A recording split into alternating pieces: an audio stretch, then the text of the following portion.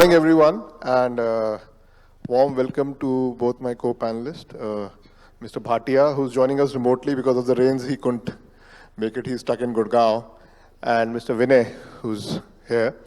So we all are aware that AI has a lot of potential and a lot of opportunity. It's a very exciting area, but will it really measure up to the hype that it has created?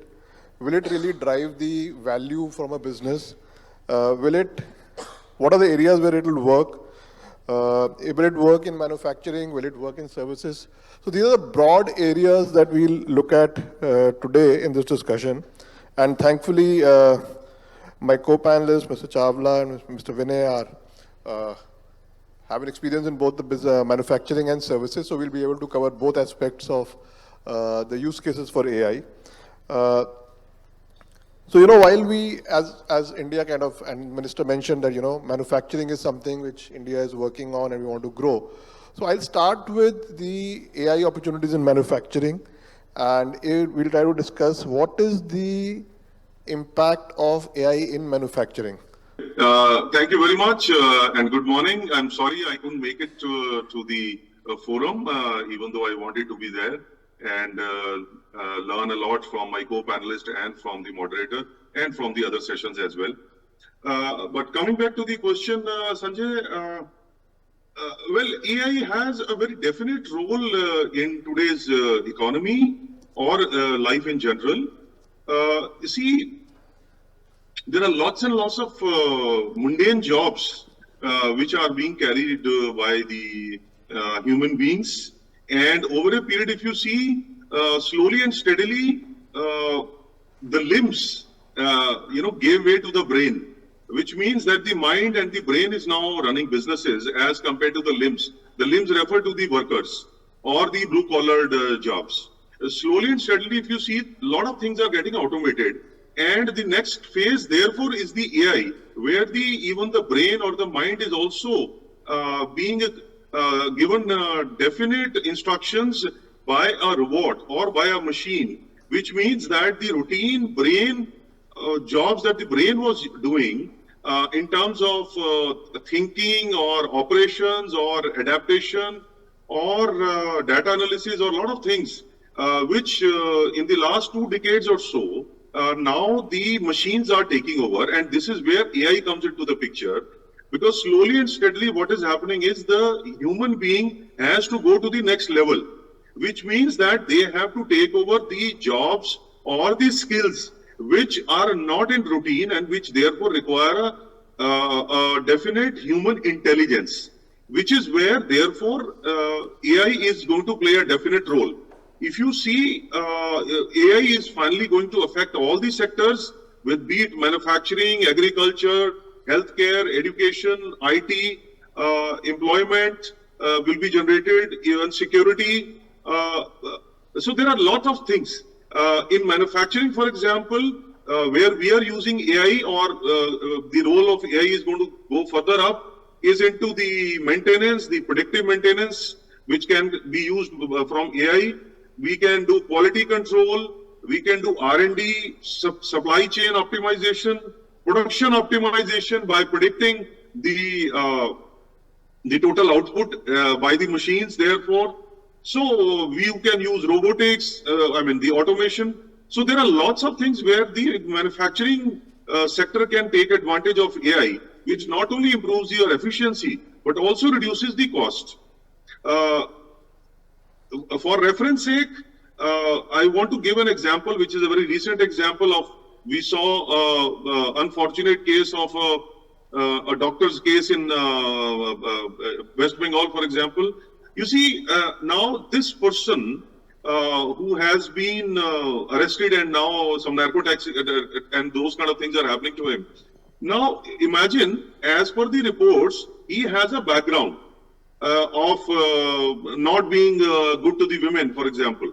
So now imagine if all the data of all these kind of elements is fed into the cameras, and in all such vulnerable areas like hospitals or educational institutions or even public places, rather than putting the security outside the campus or outside the public place, if the cameras are fed these kind of data or images of all the people who are like listed in a particular area, especially with related to the women crime, imagine these kind of people will not even gain entry into such institutes or such public places. So this is just a small example of what AI can do in terms of even improving the security. But otherwise, as I mentioned, from manufacturing to IT to education to healthcare, I just heard of somebody talking about healthcare and how AI can help there. Agriculture, there is a great use of AI, for example, to optimize the crop yield and weather forecasting, yield prediction, robotic harvesting, demand forecasting, market price prediction. There's so many things. So if you see, slowly and steadily, AI is getting into all these sectors and all the categories where it will have a definite role. The only challenge is how do you use it and who is, giving the prompt or making the program. That is the only challenge, which obviously the skills are increasing and enhancing, and therefore those knowledge and skill will keep on enhancing. And the people who will succeed professionally in future should be the ones who should be fast learners, adopt these new technologies and be able to drive them. But coming to the main point, yes, AI has a definite role in all the sectors and all the categories which affect a human life, for example. Thank you. When I'm coming to you, and the organizations you work for is into, bottling. It has one of the largest bottling units. And you're also into manufacturing in a product delivery in a way, in your food business, which is McDonald's. So in your line of business, are there any practical use cases where you put AI to use and you're finding that it's adding value? Thank you, Sanjay. First, I will give a small disclaimer. My all views are my personal. My company and brand have nothing to do with this. Have to. So I come from a technology background, being a technocrat. First, if you allow, I will take 2 minutes to just put a light on the AI. Sure. Basically, the irony or the trend is going like that. My business leaders, so instead of CIOs, CFOs, and CEOs are more talking in any organization on the Gen AI or the AI. But still, that's a small 2-year kid, and you are asking him to run a marathon. So first, being a technology guy, I have to tone down the expectation from the AI, what people are expecting. Then now I'm coming to you, answer your question. The fundamental question is basically how AI is going to boost the Indian economy. So I think we are sitting on an average 7% of the GDP growth.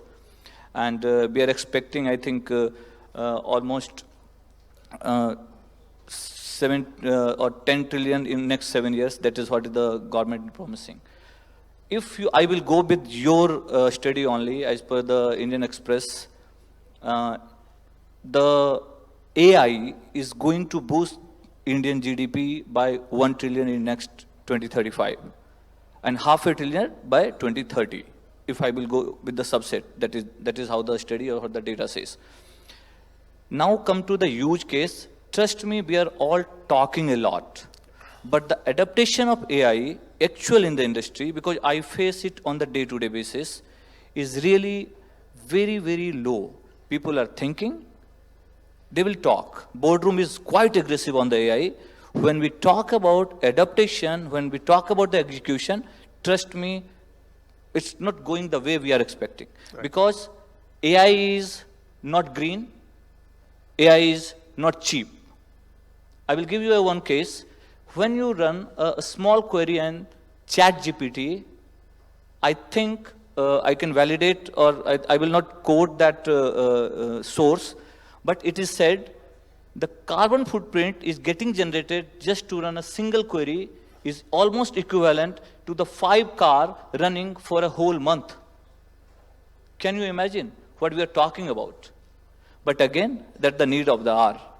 So in my organization, definitely we have moved forward. So this was all about, just because you're a technology guy, I have to give some facts before I talk on the AI. In my organization, Sanjay, the adaptation I have done in 2 ways. One, And we have one of the most advanced digital manufacturing plant where the IoTs are placed in the all my bottling lines.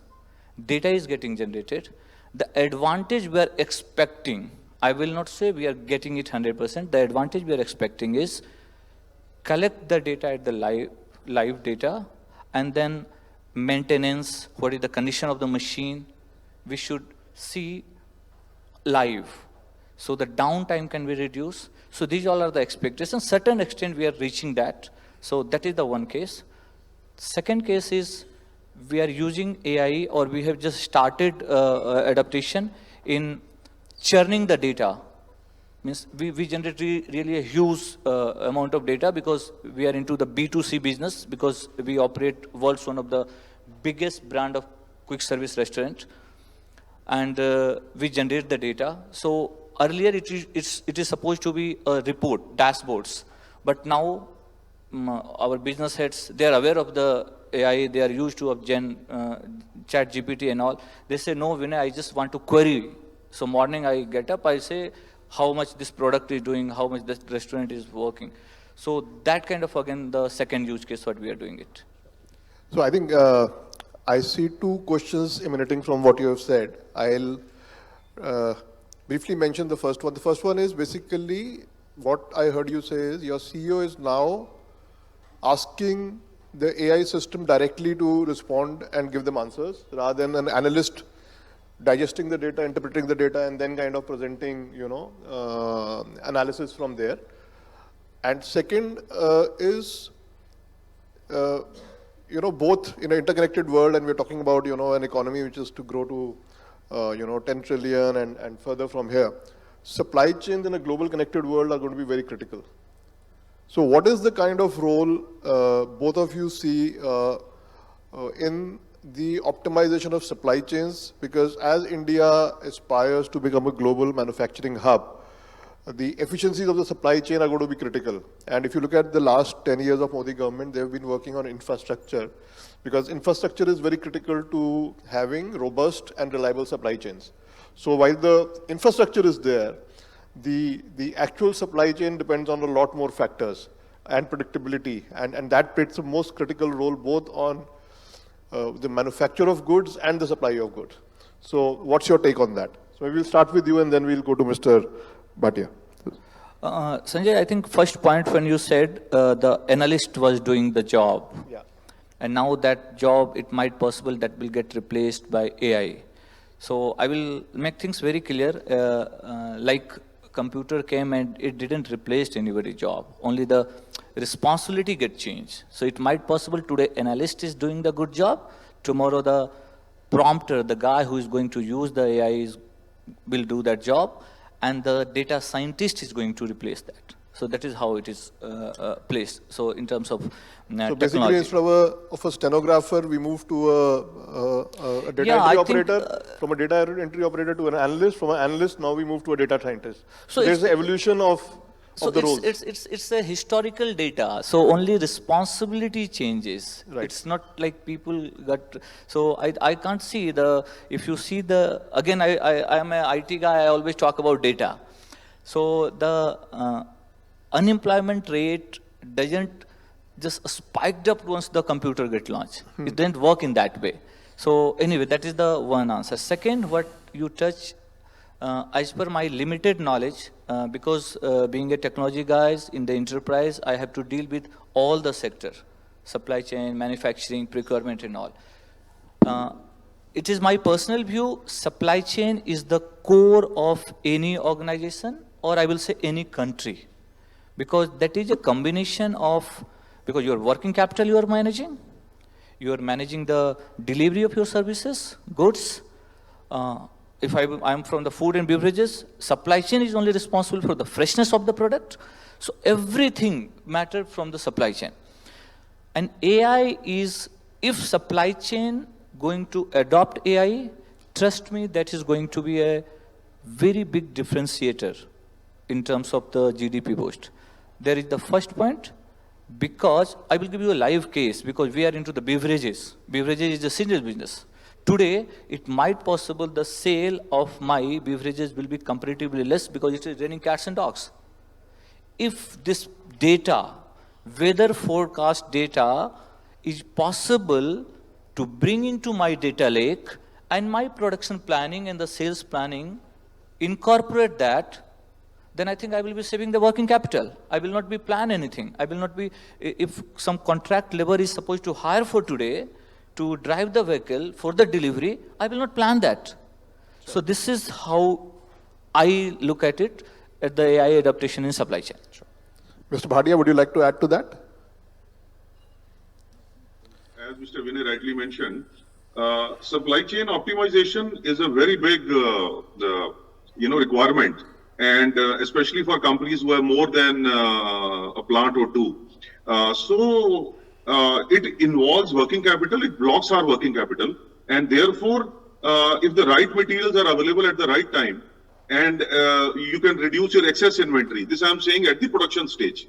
Inventory management, demand forecasting, logistics planning, all this has a very big impact on any company or any manufacturing unit's viability or profits. So therefore, supply chain optimization will be a very, very big advantage because it is all data led. There was hardly any human intelligence involved. It was only data analysis basically. So like Mr. Vinay also mentioned. So supply chain optimization, I think AI will have a very, very big role because you feed all the data and you get all the answers. I mean, after that, obviously you have to give the right prompt and then you have to take the right decision making based on that. But in addition to that, you also have predictive maintenance where if you have some pattern or anomalies, you can always, perform timely maintenance rather than going to a stage where, there is a breakdown or there is a problem. Similarly, on quality control, today what happens is a product is made and that at the last stage when it goes to the testing stage, then only we come to know that this product or the entire batch has a problem. But if the quality control, AI is incorporated into quality control, then we can come to know at the right stage, at the manufacturing or the assembling stage itself, rather than catching the problem at the testing stage. So, you see, it is not only supply chain optimization, but also predictive maintenance, quality control, then it also results in production optimization, and also very interestingly, if we can feed, for example, I come from a consumer durable industry, and taking Mr. Vinay's example, if we were to feed the weather that we went through this summers, for example, none of the consumer durable companies would have run out of the air conditioner and the cooler stocks. It is because the sales did their own planning based on last couple of years data, but they did not take the weather into account actually. So these are the interesting developments that probably we can incorporate, which helps us in optimizing our businesses. Sure. Thank you. Now, changing gears, I think let's move to the services sector because probably the impact there is going to be much larger and probably sooner than in manufacturing. So at the services, in the services sector, what are the areas or functions where you see AI can immediately come into play? So I heard you say that, there's a lot more hype than substance right now, but I'm pretty sure in a lot of areas, and we are also kind of exploring, if my customer service, the first level can be handled by a AI bot, and, I can reduce the load on my call center.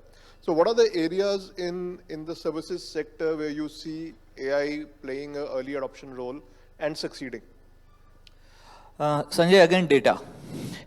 So 53% of the GDP is contributed by the service industry. It is a bigger chunk than the manufacturing. Absolutely. And that is how it is growing rapidly. So I think the adaptation of AI in service industry is going to be little faster than manufacturing. That is my personal assumption, because whenever I am going to implement the ERP, it is very difficult to deploy it in a manufacturing unit than the sales office, the adaptation and all.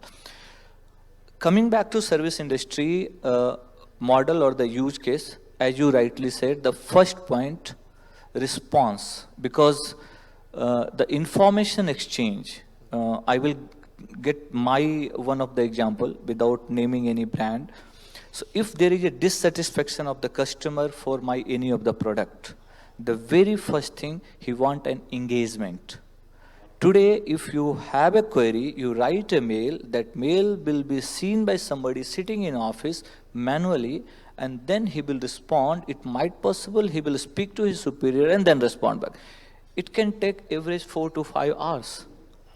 But I think you are very, very happy when you write any message to your 3PO aggregator who is into delivery and all. You just get a quick response, and then you are engaged. They're not giving you the solution that way, but they are keeping you engaged, and that psychologically helping you in that way. So that is the first use case. Any L1 issues can be automated. But again, there is a flip side of it, because you need to train really a good quality and large amount of data. Otherwise, the response can go anywhere. So that is the first thing. Second, the AI-based tools, because every company, every enterprise is looking for AI solution. So software companies, if their tools are AI-based, then their market share will increase, because everybody is talking. So these, as I am from the software or the tech guy, I will stick to only these 2 points. Sure. So one, AI-based software development or the tool development, because that is going to be more in demand. And second, the solution providing using the AI or the engagement, customer engagement and all. So these are the things, and there will be so many, customer acquisition, customer engagement, then the satisfaction index should go up. These all are very much possible with the adaptation of AI. Mr. Bhatia, would you like to add to that? Okay. So first, I would agree that services adoption for AI is much faster and is probably going to be more relevant as compared to manufacturing or therefore any other sector. So, for example, the customer service, for example, something which is very dear to our industry, the customer service, especially the after-sales service or even the pre-sales. The customer service in AI hands gives a very good customer engagement to a prospect who is, looking for your product. And this is coming from various stages that a consumer will be engaged with a company, for example. So if you see, even when he's searching you, looking for you, and he's looking for you at a website, and then he visits your website, and then he is engaged with the data or with the information available. If you see pre-sales or post-sales, there are so many things that he can be using. For example, the virtual assistants, the chatbots, and there could be, videos, the AI run videos. So there are a lot of things that a customer will get into before he has to reach out, because the first 15 or 20 questions that a customer will seek, whether he's making a sales related decision or he's bought a product, those are the normal, points that a customer would like to know. And therefore, if they are fed into the system via the AI, the customer is engaged, it saves a lot of problems for the services industry, also for the customer, because he feels that somebody has got in touch with me very promptly. Because the first issue that a customer faces is that nobody has responded. The TAT is not being followed in terms of the contacting of the customer. And also he may have certain regular issues. So those kind of issues can be taken care of unless he reaches a point where the chatbot or the system then, takes him to a actual person who can actually then take care of his problem. So if you see in healthcare, in finance, in IT sector, in the post-sales service, there are lots and lots of industries where probably AI will play a great role in terms of not only taking care of the routine jobs that a human being has to take care of, but also giving a good satisfaction level to the consumer. And I think we are running out of time, but I would like to ask one last question. Basically, generative AI, one of the things we've said or we've heard is that, it can code. And you being from a software background, how efficient or how much is the efficacy of generative AI, writing code and replacing software engineers. So is it something that needs human supervision and it actually just kind of adds to the efficiency of the coding process? Or is it something which can ultimately replace basic coding and, jeopardize India's software industry in a big way? I don't think so, because fortunately, I came from a coding background. Once a coder, always a coder. So nobody can replace a coding guy. The difference is very thin. The creativity. So my answer will be little non-technical. So creativity, and because the syntax, if I write a select a star from something, a SQL query, so GenAI is bringing the code from the previous data, which code has been already written. It's not creating anything else. That is the answer to yours. So that means it will not create a code, it will bring a code. Right. Second part is, it's very funny. The perfect GenAI is supposed to behave like human. So ultimately, if he is behaving like us, then it's a perfect GenAI. So we are superior. That is how we are the benchmarking. And the third last comment I want to give you, at least in this kind of forum, we are talking about GenAI. Adaptation is the second piece. The minister is talking, you people, media, we technocrats and the business heads like Bhatia Sahab is talking about GenAI is really very, very important because, and this is the first step. And I believe the first step is half done. So I think we have just embarked on the journey. This is my last comment to you, sure, Sanjay. So I think the time's up. Can we take a couple of questions? Any questions, gentlemen? I think there's one over here. Can you please provide the mic? Please introduce yourself, your name and organization, and then ask the question. It's on. Yeah. Good afternoon, sir. Myself, Sudhish Bhatia. I'm Chief Engineer at Gangaram Hospital. So we would like to know how we can implement in one area is the health medical side, and another area is our engineering services. So both are very important to us. See, how you are going to implement that is definitely... What kind of, how to start with the AI and what will be the exact role for us? So I think the first... It's a new subject for us, so I'm here just to know how we can do it. Or a path, or a brief synopsis, how to go about it. So I think in the interest of time, I will just give you this food for your thought. First, let's start talking about AI and what is the end result you are looking for the AI. Because as I said, whenever you are going to talk to your board, I am going to bring with the AI, trust me, they are only hearing what you are bringing on their table.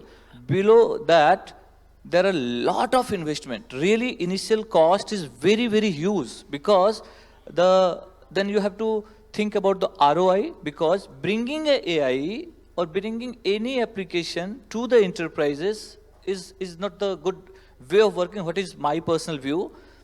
Because when you work with a tangible company, you have to bring the ROI. So today, if you have finalized, okay, let's do this automation, or there is a one machine on the engineering side, let's put 5 sensors, and that sensor will bring the data, and based on that data, some decision will be taken. That is how it is going to be? Right, sir. Will that addition is going to add any value? And trust me, above you, people understand only 2 things. I will go with Hindi, kitna bachega, kitna laega.